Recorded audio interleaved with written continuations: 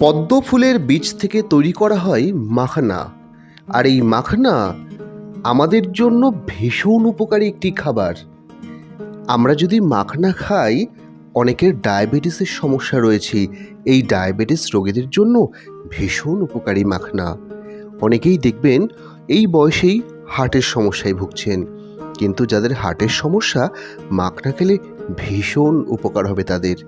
অনেকের অতিরিক্ত ওজন চাইছেন নিয়ন্ত্রণ করতে, আপনারা 30 গ্রাম করে মাখনা যদি খান, আপনাদের ওজন নিয়ন্ত্রণ করতে পারবেন। কোলেস্টেরলকে আপনি নিয়ন্ত্রণে রাখতে পারবেন। হজমের সমস্যায় ভোগেন অনেকে, হজমের উন্নতি হবে মাখনা খেলে। রোগ প্রতিরোধ ক্ষমতা বাড়ে আমাদের। অনেক মেয়েদের বন্ধ্যাত্ব সমস্যা রয়েছে, এই বন্ধ্যাত্ব দূর হয় মাখনা খেলে।